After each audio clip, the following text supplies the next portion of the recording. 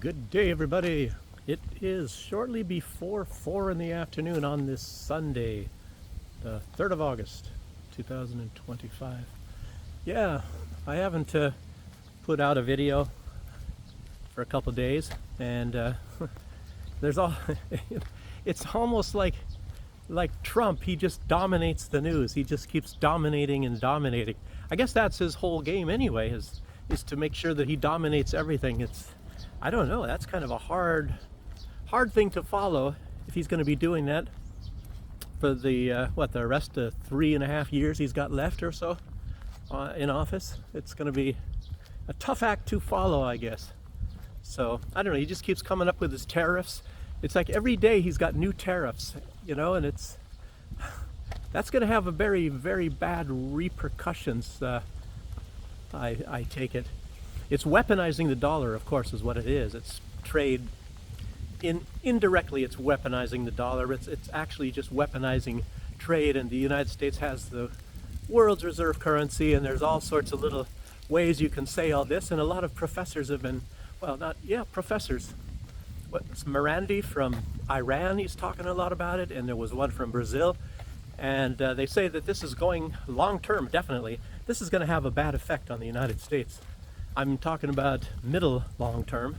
I wouldn't talk about long-term for 20 years. I'm talking about over the course of the next few years, not like immediately in 1 week, but it's like everybody's going to be shying away from the dollar, and exactly that's what they're doing. I'll tell you what, it's Sunday, and I think, see, some of these people are leaving this place over here where they also build trucks, and I'll just walk around out in front here, just show you some. There's a little bus over there. They make all these city buses that you see in Minsk, and a lot of trucks. There's an old model of some kind of a truck over here. I've been here before, of course. It's not too far from where I'm at. But normally there's a lot of things going on here, cars and people going to work. This is the factory. I already went to that other factory, the Belaz, a little over a week ago. And I made some shorts, and I got good response on that. I think one of them is getting kind of close to what is it, 5,000 views or something. I think it's 4,700 and something by now. Just take a look at this little. Oh, there's a big long haul truck over there. I don't know. I don't want to run all the way over there. Show you guys. There's a little sort of I don't know, they have these buses just like this in the Caribbean, these small buses. So anyway, I want to go the other direction. Let's keep talking here. Putin and Lukashenko, they had a conference, where they went, I guess they're talking about the Union State, a lot of the, how that is advancing. So one of the things, of course, it was put out some days ago, is that now people that are eligible to vote in Belarus are now also eligible to vote in Russia, and vice versa. So that's interesting. And not only that, I guess if you're Russian, you can run for election in Belarus, and if you're Belarusian, you can run for election in Russia as well. So that's going to actually make the opposition very happy, I suppose. I don't know. What was that name? Who was that one? What's that guy that made up that fake thing about Putin's palace and all that, and making a lot of, and his wife, and I think he was supposedly poisoned, even though he wasn't poisoned. Who knows what happened to that guy? He wasn't poisoned by Russia, by the way.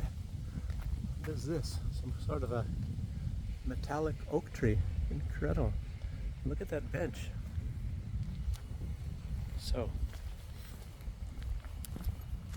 but anyway, there's other aspects of the Union State, and they're getting closer and closer. And then, who was it? Somebody the other day was saying that the only real hope for a Ukraine in the future, I don't know, we're talking maybe quite a while from now, if that's even going to be possible, is that they join the Union State.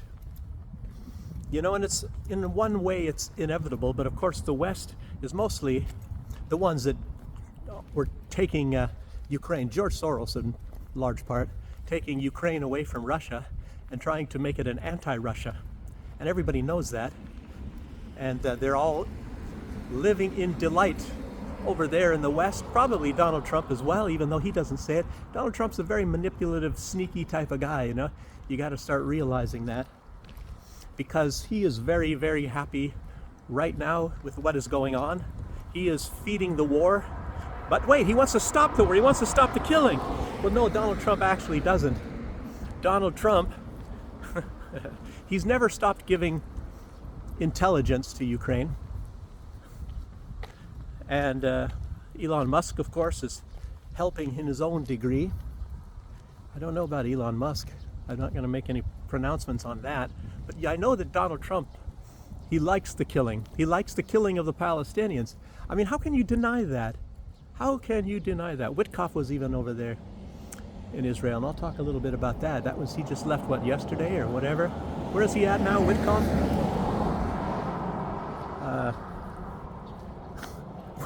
Where was he? Was he in Russia? I don't have any idea. I don't really put any stock with any of these guys and what they say and what they do. It's just a bunch of ways to waste money anyway. It's, I think, political positions. And I saw that in one country that I was living in. And the things that they do and they run around doing, sometimes, of course, it does have some effect. But for the most part, these people are in political positions, and they're there as a reward for giving political support. And such as donations or steering donations. And most of what they do is not really that consequential. It's just kind of like preliminary things. And, you know, what's a lot of times what really does matter, of course, is what Congress decides. Things put up there. And, of course, possibly even the president and the president's administration. They put out things, and it's sometimes a little bit independent of these people making these trips all over. Sometimes it greases the skids and sometimes it doesn't. But let's keep going here, because I think somebody one time commented, said, who is this guy? I mean, this guy talking donkey twaddle, or I don't know, he didn't say donkey twaddle, or he or she or whatever. But, you know, I used to be around the diplomats, and I used to be with these people in the military, and, you know, meeting congressmen and things like that, generals, some heads of state. You know, Ronald Reagan is the only president of the United States that I really met. And right before I started working there, there was the Senator Kennedy was there. Not the Senator Kennedy that we all are watching now. It was Teddy Kennedy, one of the real Kennedys. And, you know, a lot of other politicians. Jack Kemp. I got along very good with Jack Kemp and his wife. I've mentioned that before. Joanne and Jeff lived in Seattle, where I was from. That's one of their sons, by the way.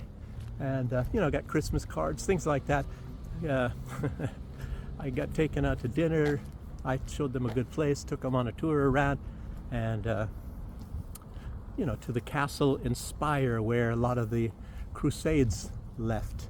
I think maybe Barbarossa left. I don't know which Crusades. I've forgotten now, but a lot of the Crusades left from that castle in Spire. You can look that up on Google. I'm hoping they haven't changed that history. It has nothing to do with DEI, diversity, equality, and whatever this stuff is that they're talking about. Okay, now, one thing that Putin said, you know, they both said some interesting things, Lukashenko and Putin. One thing that Putin said, and it's actually true, and you can keep kind of referring back to this when you are wondering what is going on in this situation here. It says, let's see, the West used to be pushing for the strategic defeat of Russia, and now instead they have one burning obsession. This is what Putin said: to halt our advance at any cost, is what he said.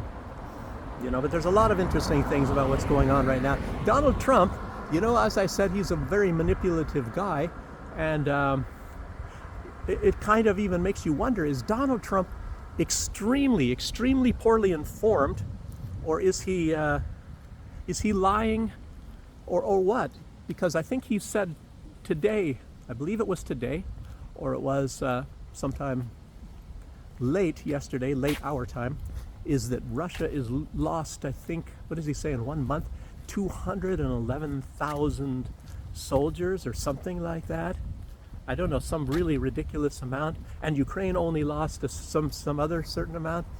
And a lot of people are commenting that that he's misinformed. You know, I guess they're trying to be diplomatic, saying that Trump is just misinformed, and that actually the numbers are a little bit closer to being just completely backwards. So I don't know.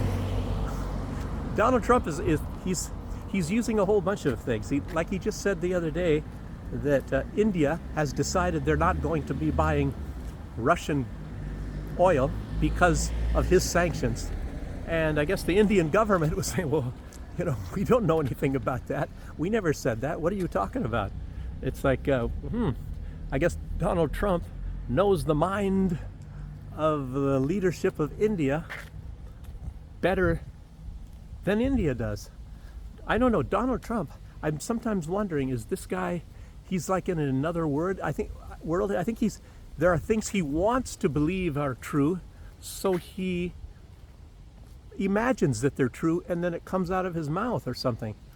You know, the greatest economy that has ever existed in all of human history is what I started, and anything. He just keeps going on. Everything that Donald Trump does is superlative. It is the very best. It is the greatest that the world has ever seen. And it's more, everybody knows that he's a big ego braggart person like that. I don't know, so it's just kind of like you got to get used to it.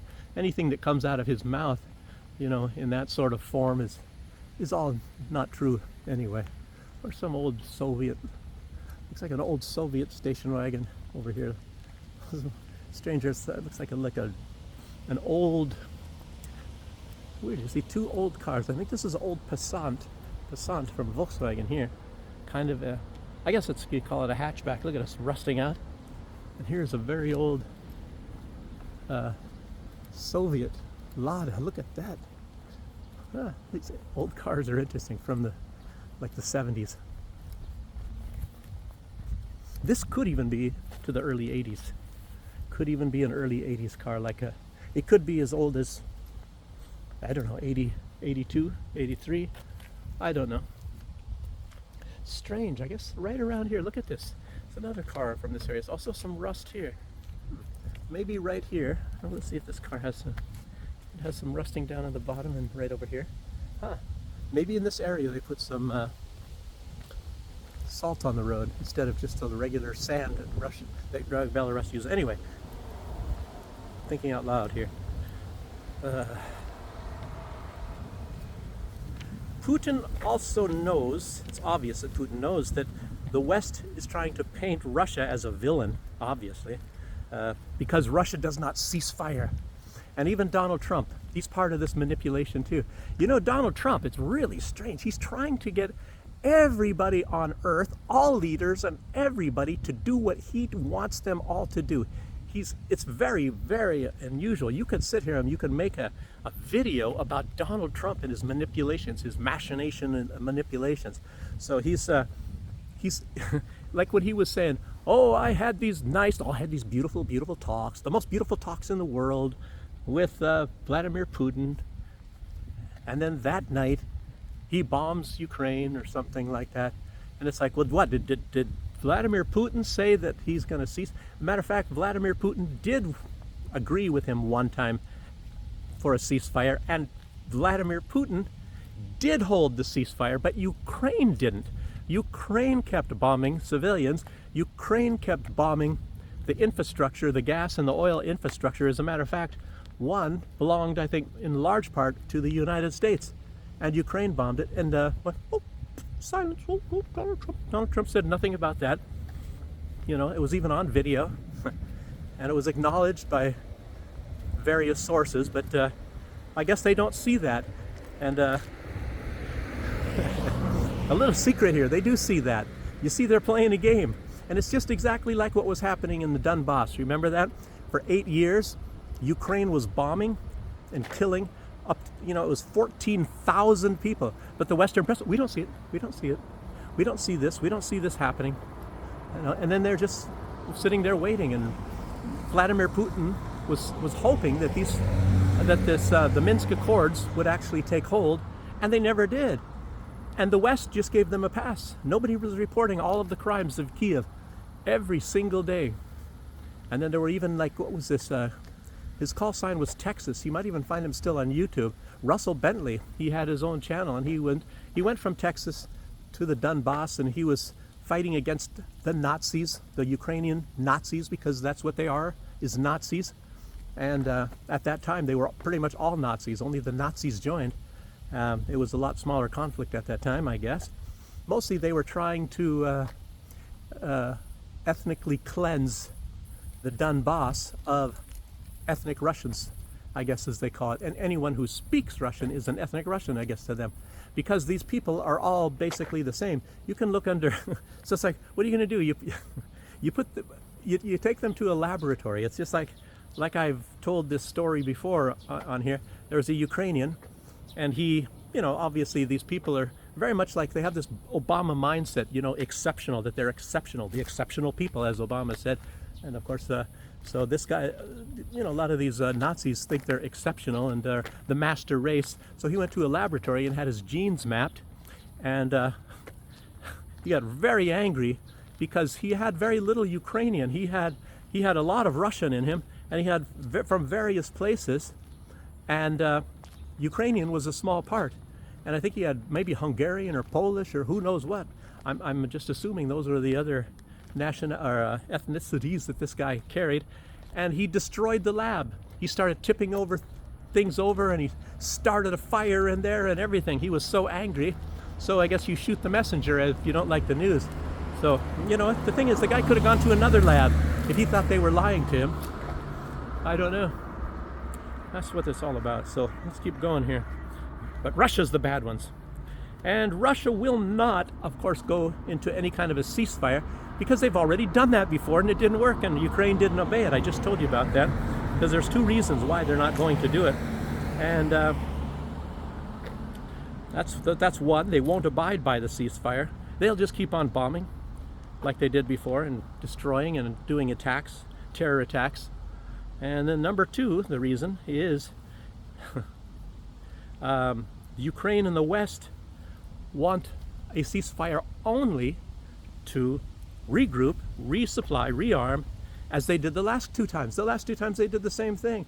Under cover of peace, they shovel the equipment there, they get more weapons, they have a turnover of bodies, they relieve some of these other people, and but there is no relief anymore because they're very short on people. So they got to keep on, trying to, as everybody knows, and if you're watching, there's no end. There is no end to these videos of Ukrainian, I call them green shirts, even though they're light brown, but they're going around and grabbing people off the street, men off the street. And I don't know how they decide which men, because sometimes there's some other men, they look like, maybe they would be able to put a uniform on and fight, but they get certain men and they try to throw them into a van, and some of them get killed. There was one, I guess, I forgot his name, but he happened to have been Hungarian, and he died. He died for them trying to recruit him, and that, I guess, was just recently big news, and Hungary is pretty ticked off about that. I guess you would too if you care about your people, but of course, I think Zelensky and all of his people are ecstatic there's a whole bunch of them dying, because they don't give a crap about their own people. They don't give a crap at all. As a matter of fact, when I was just telling you there about one guy being ticked off because he didn't have so much, Ukrainian, meaning the area of Ukraine, I guess, because that's what it is. It comes down to. It comes down to the area where this genetic group of people come from. It's not like one people are superior, but so what was I gonna say? Gosh, I had to make clear what I was saying about these ethnic groups. So what was I just saying here? Oh, somebody help me. No, there's nobody here.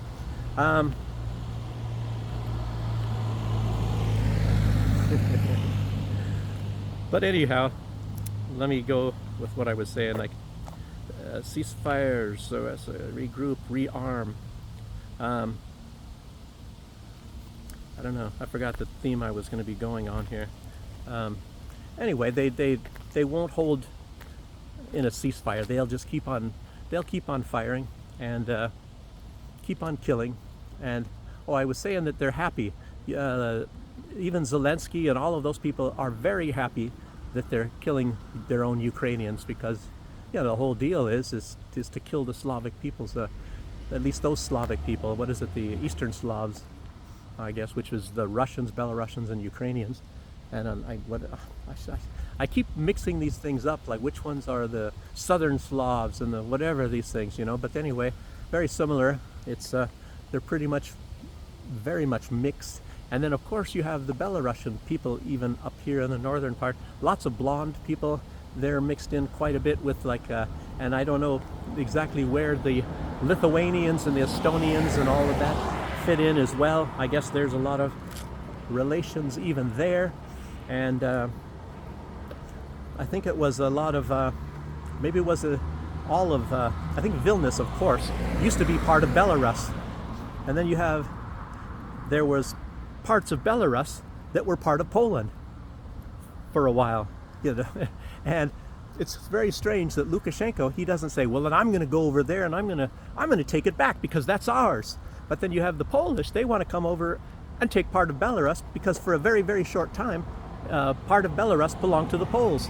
And the thing is that all of these things that Russia is fighting for over there, such as the Donbass, that only went to Ukraine. I think it was, what was that, in the year like 1917 or whatever. It was just a short time that was given to them by Vladimir Lenin.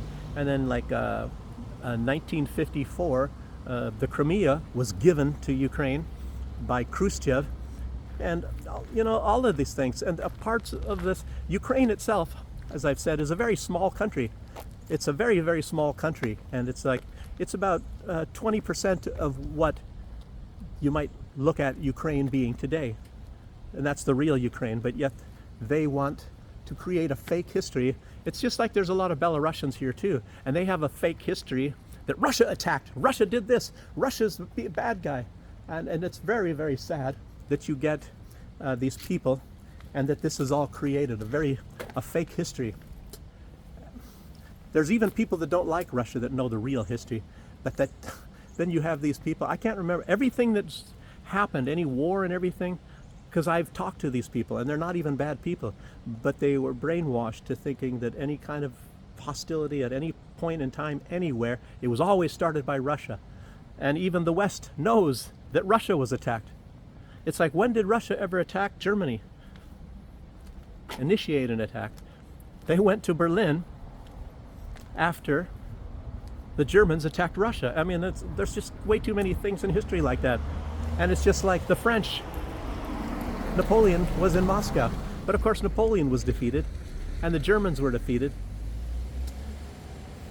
And it's only inevitable that the United States is going to get defeated. Oh, wait, did I say the United States? I didn't say Ukraine. Well, it's the United States. It's a proxy war, and I think, Marco Rubio even admitted that, and it's still a proxy war. It's like Donald Trump, I think he just made a tweet yesterday, and he's saying, it's Biden's war, it's Biden's war. And no, it's not. It's Donald Trump's war. It was started by Joe Biden. But if Donald Trump wanted to end this war, as so many people have said, he could end this war. But he doesn't want to end this war, especially not right now, because he made this special deal where he can American industry can be pumping out a whole bunch of weapons, and I don't know if this is going to last, because Europe doesn't have any money either, and they're going to go bankrupt. Everybody's looking at Europe as a very mentally sick people. But anyway, they're supposed to be sending all these weapons over there, and and the United States gets paid for it, and the United States sits back and, I got clean hands, even though they're American weapons. I mean, that's happened all throughout many places in the world, in Israel and all that. They make these weapons, and then they're being used against people all over, and then they keep shoveling the weapons in there because it's, I guess, money. I don't know if Russia's done that too much, but I'm sure they have as well. And Israel is big into that. Israel's big into all sorts of ways to make money: organs, drugs, weapons, and many, many other things. Prostitution, a lot of prostitution running through Israel, in case you didn't know that. There was one incident in intelligence papers that I happen to know about, that they had some place, a brothel, and they took these women from different places, even Belarus and Eastern Europe, Moldova and all that. They had these women and they were forced into prostitution. They had their passports taken away from them, and that's the normal thing. And I've seen that also in the Caribbean. You know, like a woman came from, a girl came from, I never met this girl, but I just, and I didn't, I'm trying to think if I talked to her on the phone or somebody else had it on a speakerphone. But anyway, a guy took, you know, invited her to work in the Caribbean, and you know, they think, sunshine, palm trees, beaches, and it is a very nice island and all that. But anyway, her passport was taken from her, and this guy was using, he wasn't selling her out to other men. He was using her himself and held her passport. And you know, I don't know if she was even getting paid. She just got her food and got to stay there for having sex with the guy and working in his little cafe or little, I don't know, but he had 4 tables or something like that. I could even tell you the name because I remembered it, on a small island that belonged to St. Vincent and the Grenadines. And I told somebody, I told a lawyer about it. I think, well, I told his wife actually. And no, I wasn't having anything with his wife. But you know, but I felt sorry obviously for this girl. And anyway, within I think a month or something like that, she got her passport back and she was able to leave. And I don't know what happened after or because of that or nothing. It was none of my business. I just wanted this girl to, because she didn't like what was happening to her. So anyhow, let's keep going. Okay, the ceasefire, I talked about that. Yeah, they want to just keep, and Donald Trump, he's going to want to keep this going for a long, long time. Like I said, and like everybody knows, and many people that are a little bit familiar with this thing, they know that Donald Trump can end this thing right away if he wanted to. But Donald Trump doesn't want to. And it's maybe because his supporters are making a lot of money. It's the military-industrial complex. Lindsey Graham, there you go. Okay, but Russia's not going to agree to any kind of ceasefire like that because, as you know, what George Bush attempted to say, but his intellect would not allow him, is fool me once, shame on you, fool me twice, shame on me. What did he say? If you fool me one time, well, you're not going to fool me again. I don't know what he said. He messed it up. But anyway. So Russia instead wants to solve the root causes of this, and good luck on that one. I don't know. Sometimes you hear of governments achieving some wondrous things, but I don't know if this is going to work because it's been going for quite some time. You got this banderism, which is Nazism. It's actually a more cruel form of Nazism. The German Nazis were Girl Scouts compared to the Ukrainian Nazis. And it's even, when you look at the Zion Nazis in Israel, so the Nazis in Israel are also as bad, maybe worse. I think they're probably even worse than the Ukrainian Nazis. So the very worst Nazis are the Israeli Nazis. Second place would be the Ukrainians. Then maybe the Germans would, you know, from the 1930s and 40s, early 40s, would be in third place. Oh, I thought nobody was working. Noisy trucks. I've walked here before in the weekdays. It's a big industrial area and lots of trucks coming by here. So, but anyway, Russia wants a permanent end to this war. Donald Trump just wants it to look good so he can get his Nobel Peace Prize, the greatest president that has ever lived. And it looks like he's lying a lot about a lot of these other peace things that he said he brought about. He said he brought that about with India and Pakistan, and I think it's even Pakistan, definitely India, said that Trump had absolutely nothing, zero to do with it. Trump said he made 29 calls, And India will say, well, we don't know who he made these calls to. He didn't call us. So the choice is like for peace. I don't know. Maybe he just called Pakistan. I have no idea.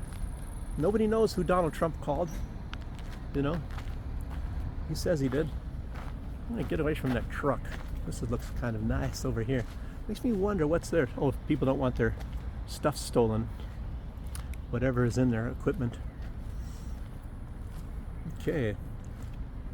So there's again talk of Hezbollah disarming, and even the Lebanese, Hezbollah in Lebanon, southern Lebanon, and even Lebanese president asked for them to give up their weapons to the Lebanese army, and in Donald Trump language, that would be giving up all your cards. You don't have any cards, like he said to Zelensky. So it's kind of strange. It's sort of like Hamas. Hamas, give up the hostages. It's like, give up all your cards so then we can trounce you and we can completely destroy you. So just all you have to do is give up your cards. We'll lie to you and then we'll trounce you at the end. And the only thing really that has kept Israel from taking over southern Lebanon is Hezbollah. And Hezbollah has kicked them out, I think 2 or 3 times since at least the 1980s. I know there was wars down there, and they a lot of people say that if you look at the Israeli flag, it has the Star of David in the middle, and then it has these blue stripes near the edge of the top of the flag and near the edge of the bottom of the flag.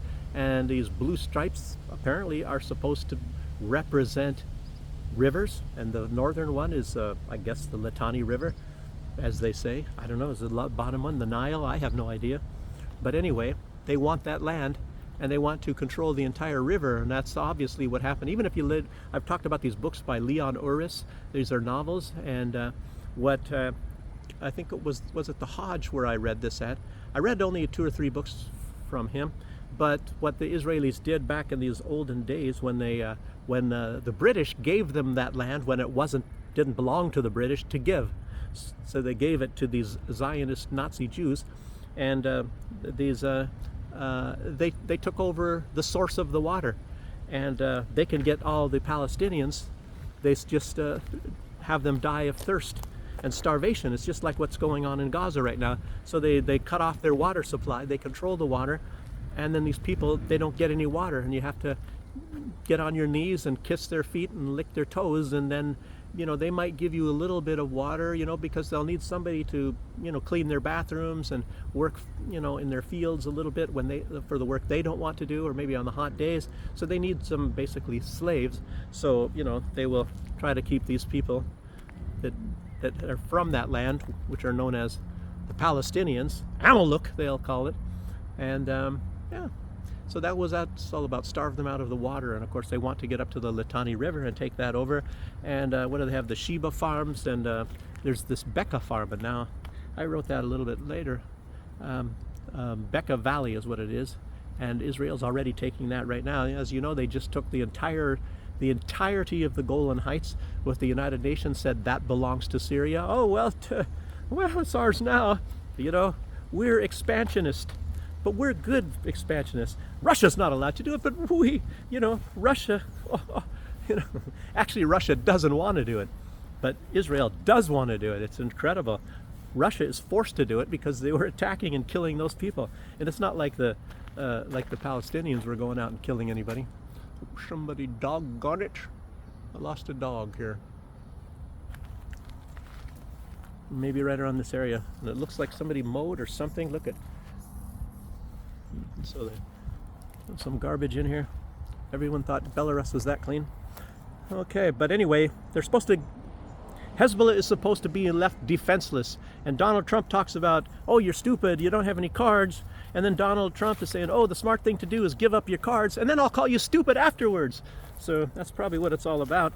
And Donald Trump's involved in this stuff too. It's of course partners, Israel. And it's like, as I always say in a lot of my videos, well, who is the one that runs the show? Is it Israel or is it the United States? And so many people are absolutely sure that it is Israel, because you see that they can do no wrong, and Israel always gets what they want. But it's actually a double thing, because Israel controls the U.S. government and, of course, a lot of the courts and a lot of other things as well. Hollywood, I mean, a lot of things. I mean, it's not that they actually do control Hollywood, but a lot of those people are sympathetic to Israel, and Israel knows how to get to people, manipulate them. You know, Donald Trump is a good manipulator, but of course Israel is actually better. And the Ukrainians, they're kind of, I don't know, they're kind of inept at it. You know, they're trying, but I guess they're going to get better and better and better as time goes by. So they're going to become really big manipulators, very, very successful manipulators at one time in the future as well. There's a yellow wildflower. I'm going to go over here, wade through this tall grass.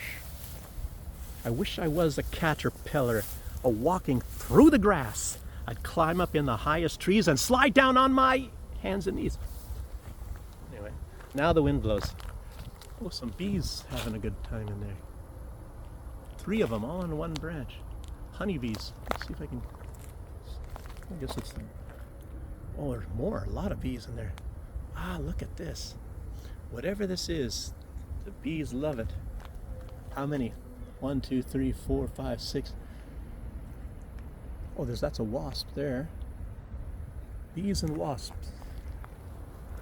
Okay, I'm gonna get out of here. I'm gonna get stung.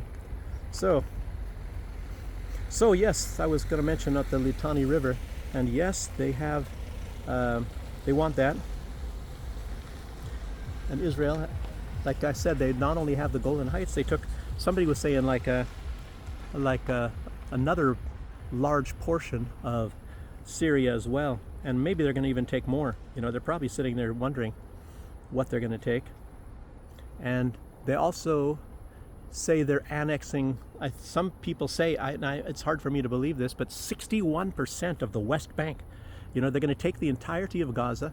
You know, and Donald Trump is going to make it true. Oh, they can all stay there if they have $1 million each, and it's going to be the Riviera of the Middle East. And then, of course, he's also, or not he, but Israel. They want to take 61%. Apparently, I don't know where they come up with a number like that.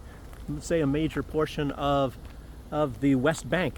So slowly, people, slowly, those people are going to be exterminated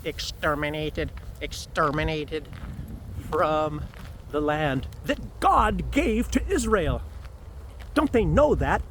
Huckabee will tell you that. Ted Cruz will tell you that, because they know how to misquote, make up some things. The Bible doesn't say that, but the church says that. Some people in the church. Anyway, I don't even tell you what. I don't really necessarily go by the. That's why I say I'm not a firm believer in the Bible. That was not written by God. Oh yes, but it was inspired by God. Just like this movie about Bruce Lee. It was inspired by the truth, even though it isn't the truth. I saw that movie and it said, Bruce Lee. It said it was in San Francisco when it was in Washington State. He went to my university, of course, before me, a little bit, But anyway, in the movie,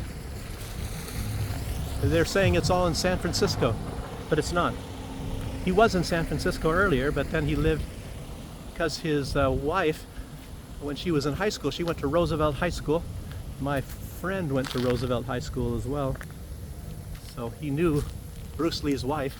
Bruce Lee's grave, Brandon Lee's grave. It's up on, what's the name of that hill? Anyway, it's a short drive from maybe a 15-minute drive from the high school there, where his wife went to school. But anyway, different part. So they want them to be defenseless, just like when Hamas turns in the hostages, and the Israelis have made no mistake about it. They said they are gonna flatten Gaza big time as soon as they have all the rest of the hostages. So I guess that's good for Hamas to give up the hostages. Yeah, they got stupid written all over their faces. But the deal is, maybe Israel, who, by the way, in the old days, the Israelis used to care about Jews. But nowadays, with Benjamin Netanyahu, maybe it's his faction or whatever. George Galloway would probably even tell you this stuff, that they don't really care, and they'll kill Jews too, just like they did in the Hannibal Directive. on October 7th, 2023. I have a little bit of news about that too that just came out. I'll get to that. So I got to start hurrying up. You guys are getting a little bit impatient. I got 40 minutes already behind me. So let's see. They're occupying this, that, the other thing. Portion Syria. Let's see. There are some Israelis that are in support of giving up some of the many thousands of Palestinians that are held hostage by the Israelis. Oh, no, I thought only the Palestinians had hostages of the Israelis. So are you trying to tell me that the Israelis are holding Palestinian hostages? Yes, thousands of them. And what does Hamas have? I don't know, maybe 20? Anyway, you can kind of get the idea.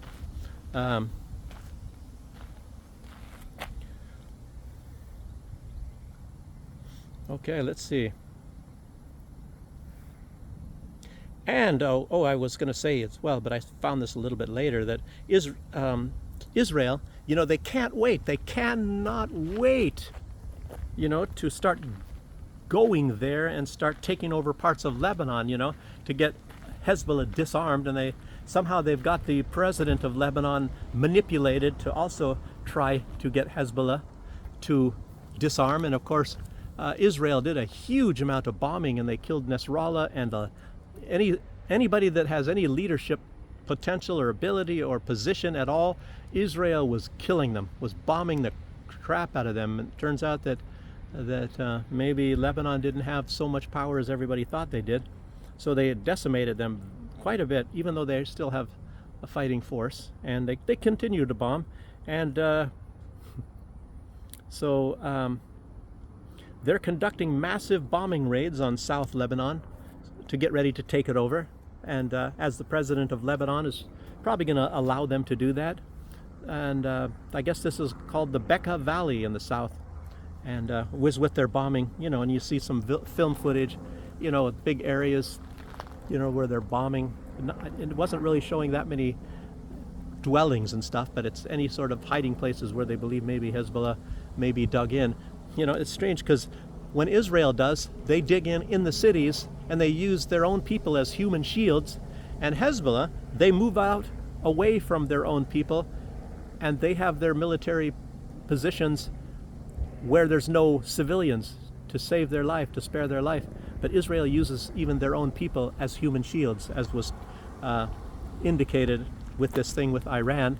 And Benjamin Netanyahu, tried to use that when Iran, they bombed one of the headquarters of military intelligence, and it blew out the windows of a hospital next door. And that's it.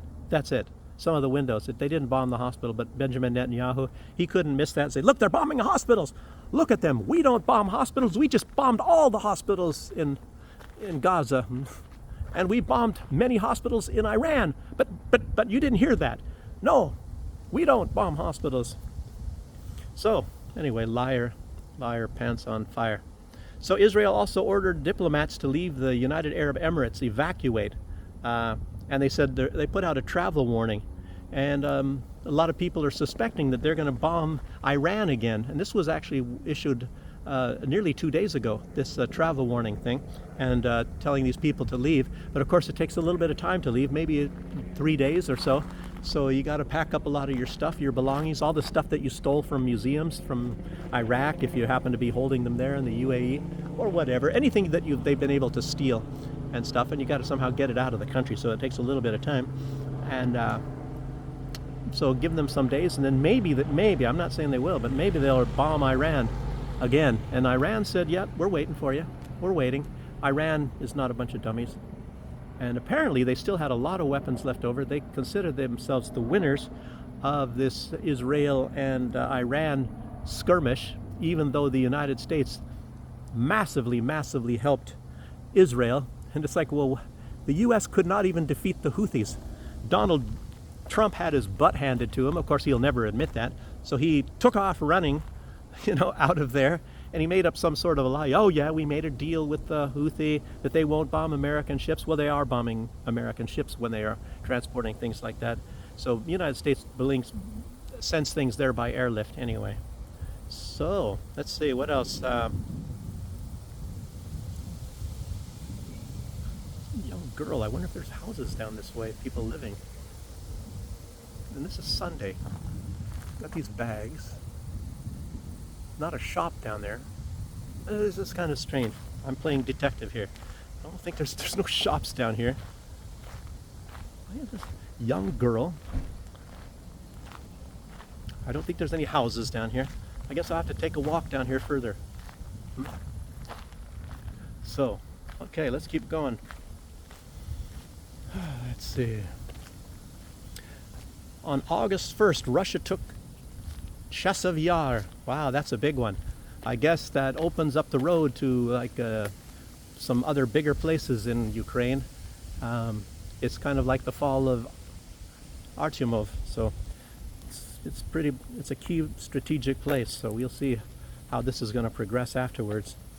Okay, after Trump insulted India and Russia and called them dead economies, not to mention the fact, as you all heard, what was it, about 10 days ago, a little over a week ago, Donald Trump talking about the most powerful weapons in the world, the United States, nuclear submarines because of their nuclear bombs, obviously. Oh, but nobody else is allowed to say this. Only Donald Trump can talk about nuclear weapons, but we'll get to that in a minute here. But anyway, Donald Trump bad-mouthing India, called them dead economies, and Russia. Did Russia dead economy? So in other words, that's really strange, India, I believe that's the fastest growing economy on planet Earth, and Donald Trump calls it a dead economy?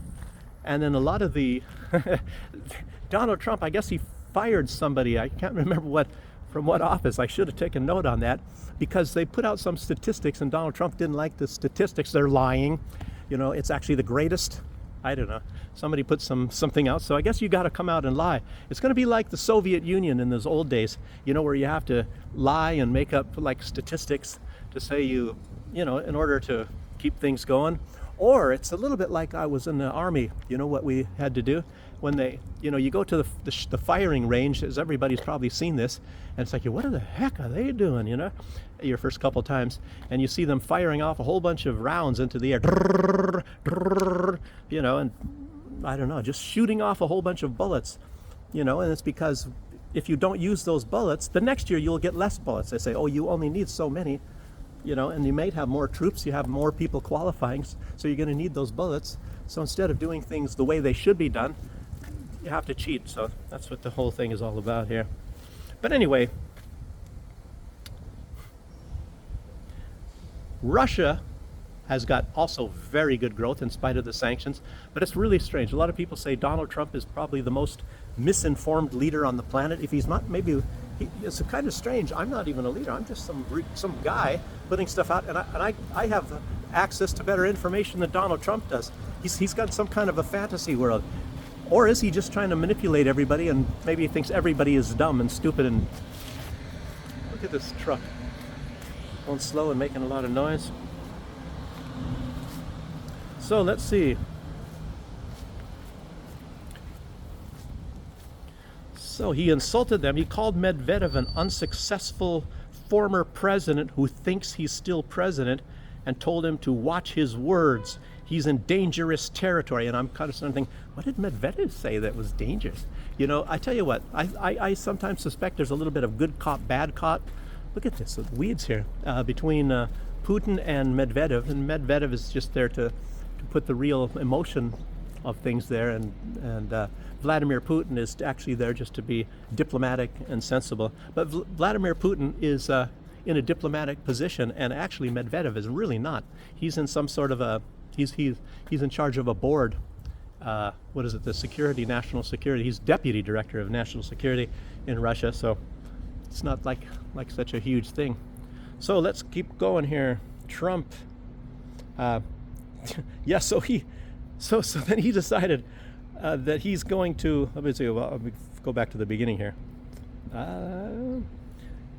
He told him to watch his words. He's in dangerous territory. It's really weird. Donald Trump can threaten countries. Oh, I hope we don't have to use our nuclear weapons against Russia, just like what he said some time ago. But he's allowed to say that. He definitely tried to threaten Russia, tried to make it come across as a threat. But yet Medvedev, I don't think Medvedev said anything threatening like that. And yet Donald Trump says that. And so then Donald Trump said, okay, he sent 2 nuclear submarines over there. Oh, I don't think sounds good, but we have to be sure. You never know his words. Wait a minute. You never know. Well, wait. He just said that he is not the president and he's an unsuccessful former president, kind of actually alluding to the fact that he's a nobody. But yet he got scared. Donald Trump is scared. Is Donald Trump actually insecure and he's afraid? He's very frightened? Or is he a liar or whatever it is? In any case, and I think it looks like Russia is not even taking him serious. You can't take anything that Donald Trump says with full seriousness. You can say, well, we'll watch him. He's like telegraphing. Well, he could possibly do that. And he's doing this with his sanctions. I guess that's a tool that he has. But, who would be so stupid to launch a nuclear attack for no reason whatsoever? He's trying to scare Russia. He thinks, I don't know, Donald Trump, does he think that he is going to get Russia to surrender against Ukraine? Is that what that's all about? I mean, look at what is it, Stalingrad, and on some of the things in Russia's past, or even Belarus and all of this stuff. You don't do that to the Russians. You don't play these games. The Russians will just be laughing their heads off at you. They're not going to take, say, this is what it is. This is what we have to do, and this is what we're going to do. That's how the Russians talk. The only other time where that didn't happen was Vladimir Lenin. And if you look up his, he was only part Russian, Vladimir Lenin, before he joined the Beatles. But he's only part Russian. He's a mix for a lot. And he was an agent. He was sent there by the German government in, World War I. He was sent there to do exactly what he did, to cause instability. And then Russia had to get out of World War I. So that's what that was all about. So that's the only time in their history. And the United States has actually lost quite a few wars, but they just don't admit it. Obviously they lost the Houthis just recently. They lost in Afghanistan. They lost in Vietnam. The whole secret is you just don't declare it a war anymore. So that way you never lose a war. Wonder where that guerrilla was at here. Maybe she was living here in that courtyard there. Let's keep going here. Let's see.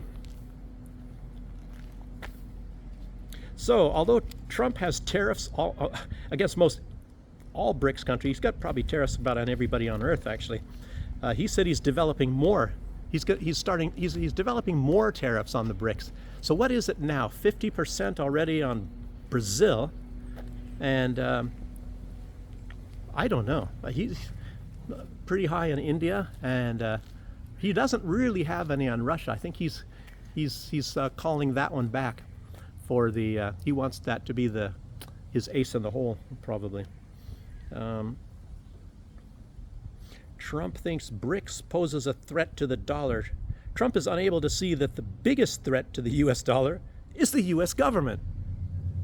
In particular, Donald Trump. Donald Trump is the biggest threat. Let's hope there's people not in there. Donald Trump is the biggest threat to the dollar. I mean, it doesn't take a genius to see that. Okay. Yeah. Wait a minute. Oh, there's some guy in a booth over here watching you. I don't know. So, let's see. Weaponized dollar. But anyways, the Knesset in Israel, there was a hearing, and soldiers are testifying. Get this, and get this good. They're testifying that they were told on the day, October 7th, 2023, to cancel all patrols on the Gaza border from 5:20 a.m. in the morning till 9 a.m. in the morning, October 7th, 2023. That's when Hamas They were told, they were ordered by Israel. They weren't ordered by Hamas. And I guess there's video footage of that. So they said that, they testified on the stand. We already heard about the Hannibal Directive. And you look at how this works out, it's very much like what was happening with Trump, and Trump, you got to hand it to Trump on that thing, Russia, Russia, Russia, and, Trump colluding with Russia and all that sort of thing.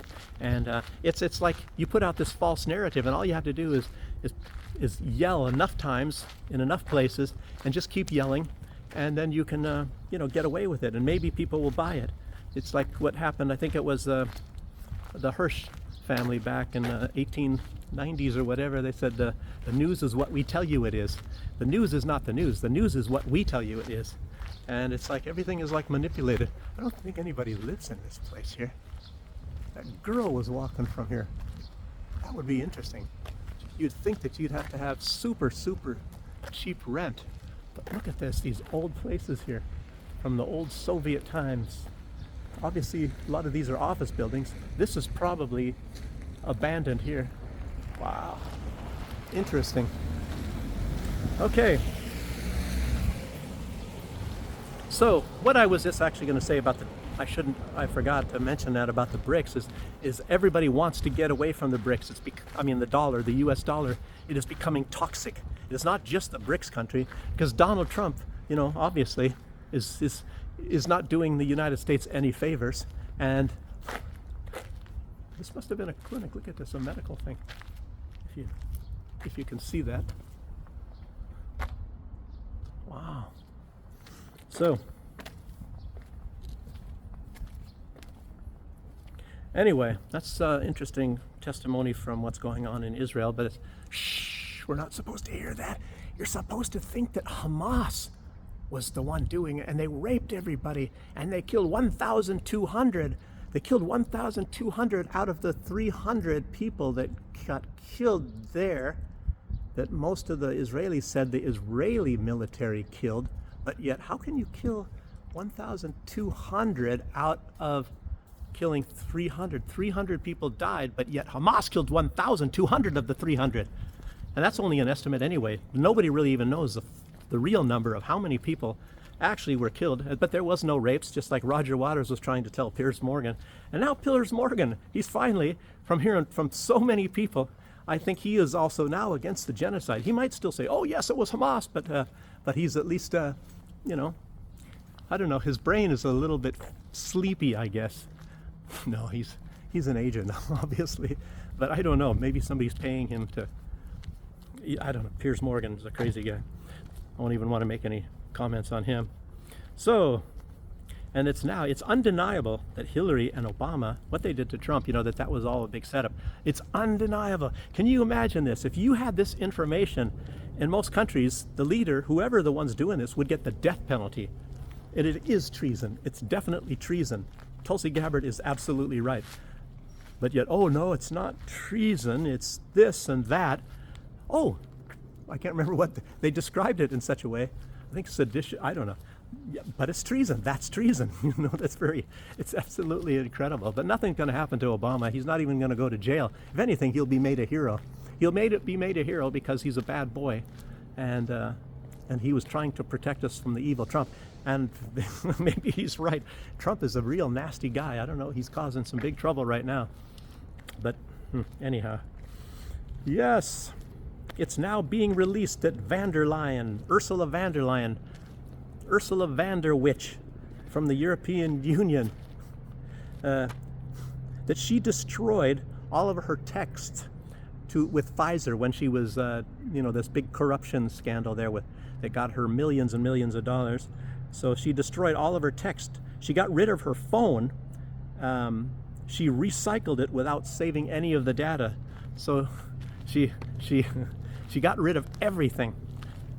So that there's going to be no, I think she smashed her phone. She recycled it, by the way. She got rid of her phone. She transferred maybe what data she wanted to transfer, maybe her WhatsApp messages or people, friends. Got rid of all the data, and then she destroyed her phone. Probably smashed it herself. Maybe, what did Hillary Clinton do with her emails? She whitewashed it, something, got rid of it, all of the corruption she had on there. It's incredible. So you got Tulsi Gabbard. you know, and people don't want to believe her. But then you get these really corrupt women like Hillary Clinton and Ursula von der Leyen, and yet these are the great women, right? You know. But anyway, it was about 1.8 billion doses of the vaccine. Just think if they were €1 each, that's 1.8 billion euros. But I tell you what, they probably cost a lot more than €1 each. Just think if they even costed €2 each. Wow. It's a lot of money. Thank you, EU taxpayers. Ursula von der Leyen probably got a pretty penny put away somewhere. Putin said that before Trump made his deal with the EU on the tariffs, you know, with Ursula von der Leyen, of course, that the EU had very little sovereignty. And now he says they have none. They have no political sovereignty. And soon to follow, he said they will not have economic sovereignty because they're going to be pretty much ruined, I guess. And everybody's watching the ruin, the total ruin of the EU. Germany leading the face dive. I talked about that long time ago. I think when was that? In like 2000 and it was before the Nord Stream. I was saying that I was making TikTok videos and I talked about that. That what a ludicrous. But Olaf Scholz, what an idiot. And Merz just as I can't believe it. Obviously, this stuff is being done on purpose, and it makes you wonder who is the one that's behind all this stuff. Wow. He said also, Putin said, and the losses will be enormous. He also said something that everybody knows, that the corruption in Ukraine is rampant. But he said that all countries have corruption. I've even said that myself at some time. I don't know, maybe I can't say this stuff in every video, but it's just the matter of degree, and the matter of degree in Ukraine it's just unbelievable. Everything is corruption in Ukraine. I don't know if there's any people, and the people I think that probably have lived there, born there, I think they've just grown up with corruption. And I heard about it long time ago. And back, what years was that? That was in the 1990s. I was told, you know, I said, I want to look at Ukraine. Maybe we'll live there one day. No! Everybody said, no, that's corrupt. Don't go there. That was back in the 90s. Wow. Okay. Trump is bragging that he brought gas prices down to $2 per gallon.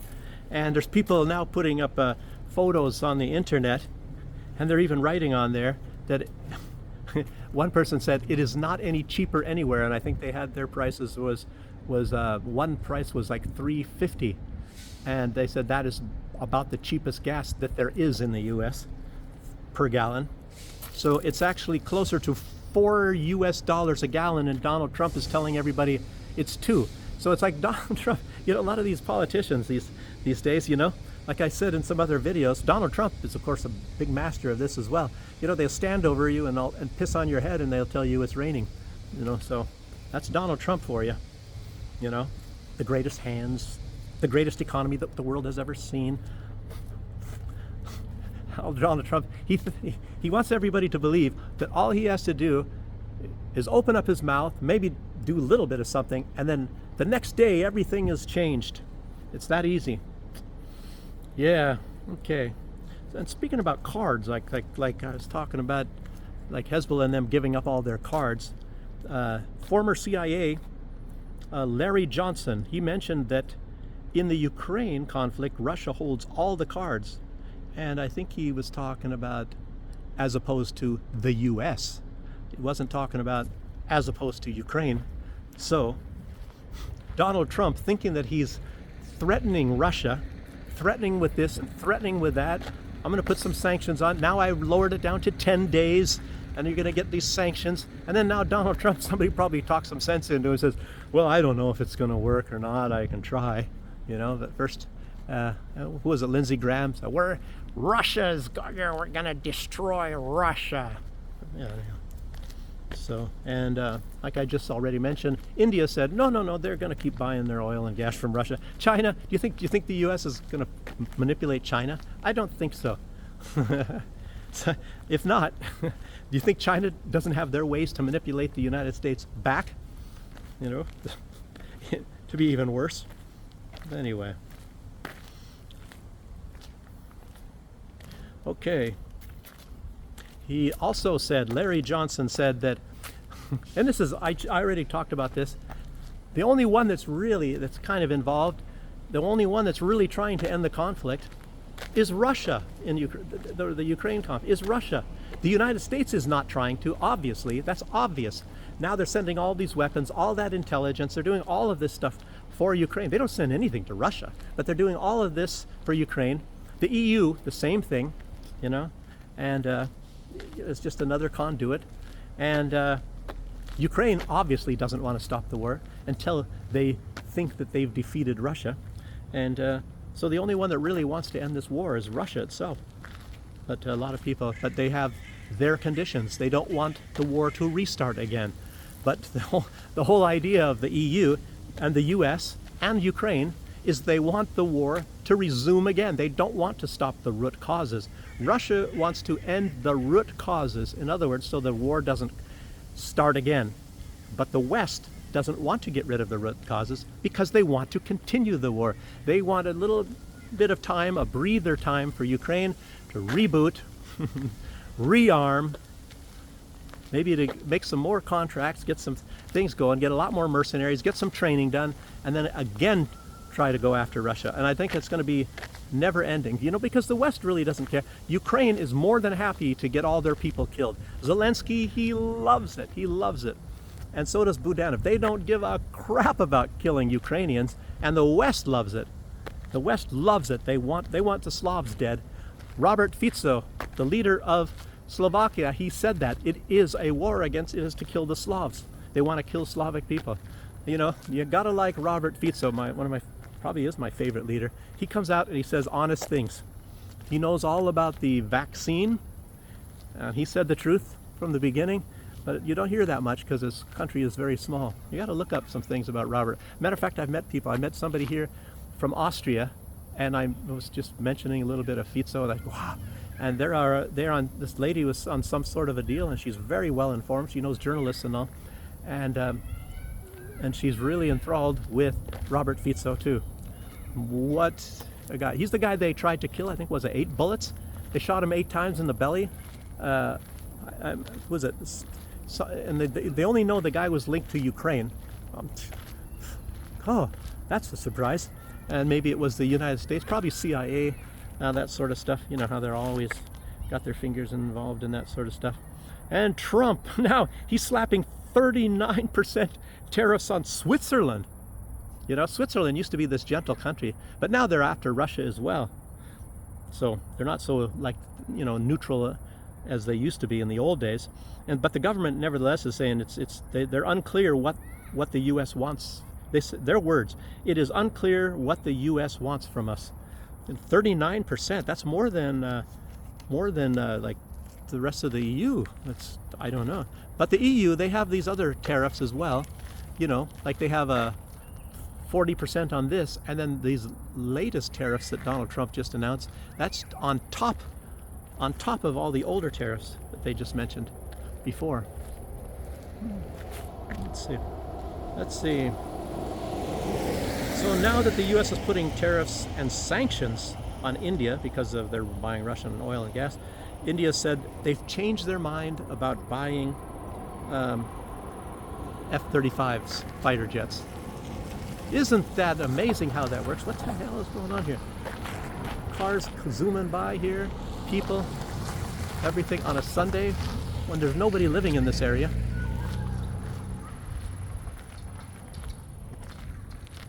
I don't know. Maybe I'm going to try to get out of here some other way.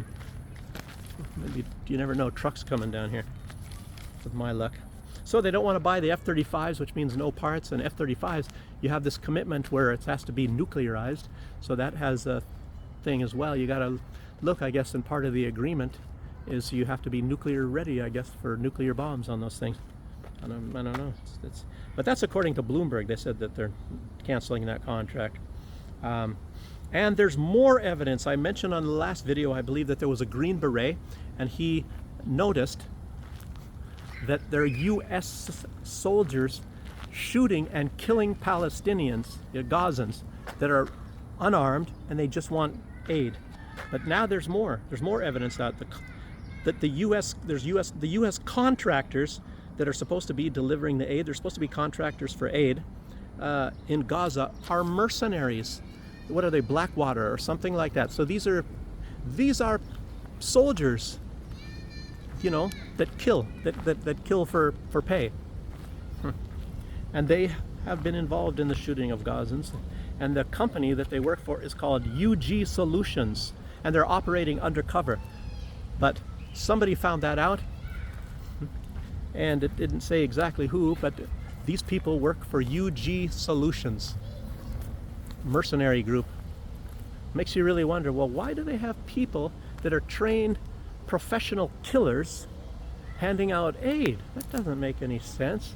It's really strange that a lot of Palestinians are getting shot and killed with machine gun fire. So they're probably Zionist Nazis, the members of the UG Solutions. I wonder what the UG stands for. Yeah. So, what is this? I already mentioned that part there. Let's see. I think I already mentioned that Trump said that India is going to stop buying Russian oil. You know, and like I said, that was a bigger surprise to India than it was to anybody else. So, and of course that's just, you know. Anyway, Witkoff. What's his name? Steve Witkoff.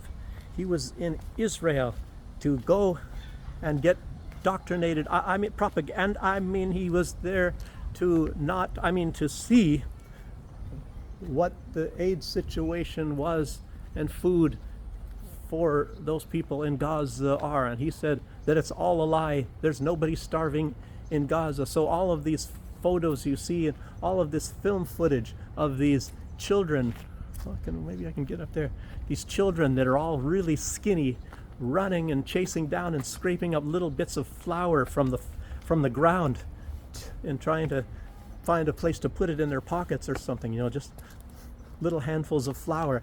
That's all a lie. That's all fabricated. I guess they're all actors. I guess maybe Hamas has crisis actors like the U.S. does, like that Boston bombing thing. That, you know, crisis actors, you know, they've used crisis actors for a lot of things.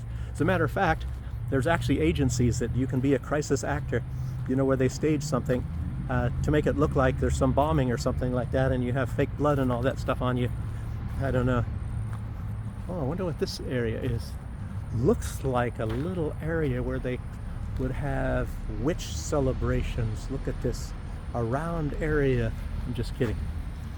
Who knows? It probably was something at one point in time. Probably a gazebo. Okay, let's see.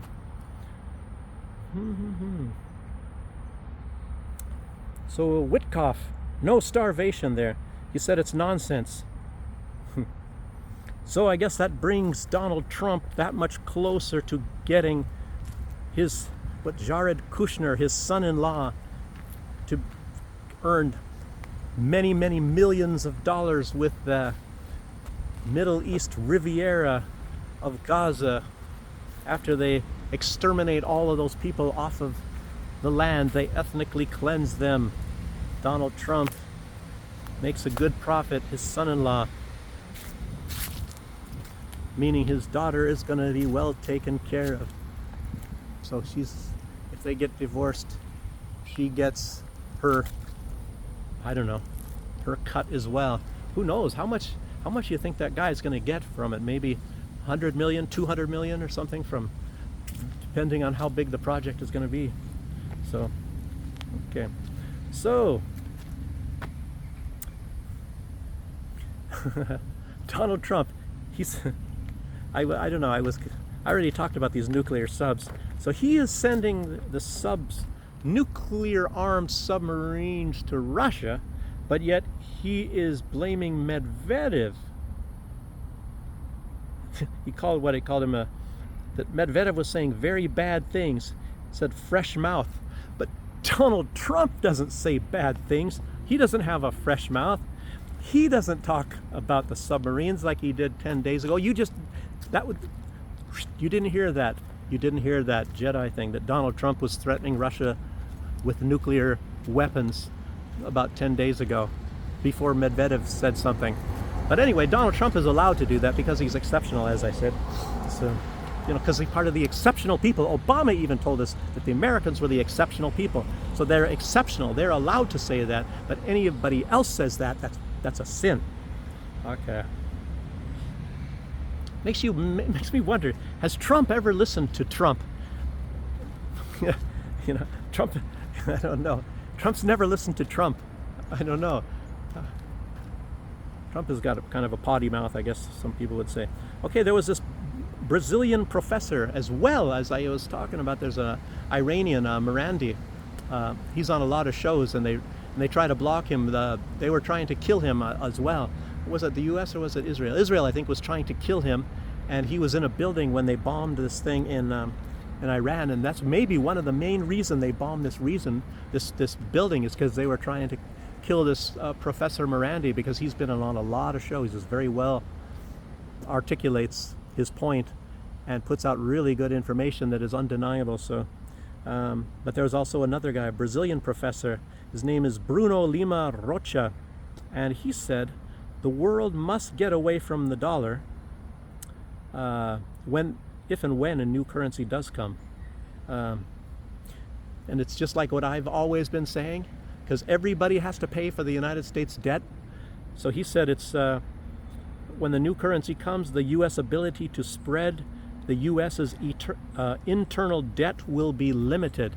So, which is true, but I'm just glad that somebody with some credentials said it instead of me, because it's very obvious whenever you buy anything anywhere in the world, some portion of that money, even if, hey, maybe you buy something for $1, 1/2 of 1 cent, I'm talking about in some other countries, not in the United States, 1/2 of 1 cent probably goes to the U.S. debt, so that they can continue to come up with more and more debt. And now you see the EU, like Ursula von der Leyen, makes you really wonder, with the billions that they got, whatever happened with these billions from the Pfizer vaccines. Absolutely incredible stuff, people. Absolutely. These politicians, and of course it's always locked with corporations. Isn't that what fascism was supposed to be about? That's the original definition of fascism by Benito Mussolini in 1919, when he created the first fascist party of Italy. 1919, after he was kicked out of Switzerland for spreading socialism. And I talked to somebody the other day, and they were saying that fascism and socialism are not anywhere at all related. And I was saying, well, it was kind of a coincidence that most all of the fascists were socialists, to include the National Socialist of Germany, Adolf Hitler, and then Benito Mussolini, his buddy, he was kicked out of Switzerland for promoting socialism, and he's the one that declared fascism, but anyway, but what that original definition is, they always say, and I mention it quite often on my channel, is Mussolini said it's the marriage of corporate money to government power. So, and that of course has a lot to do with even the banks. So the banks are always involved in that as well. And so corporate money, say Pfizer, with government power, say Ursula von der Leyen. What is that? What is that called? But she's German. Wait a minute, the Germans, her ancestors were not, I didn't say that. Anyway, I talked about her at one time in one video, and I got a strike. I think maybe I was taken down, and I had to go for three weeks or something or whatever, because I talked something negative about Ursula von der Leyen, so I got to be careful. Anyhow, that's the end of my video. I hope you guys enjoyed it. How long is it? It's 1 hour and 20 minutes. So this is going to take a long time to probably upload onto YouTube. Sorry about that. That's how that works. But thanks for joining me, and I hope I didn't bore you. And I'll see you guys on the next one. Thanks again. Bye-bye.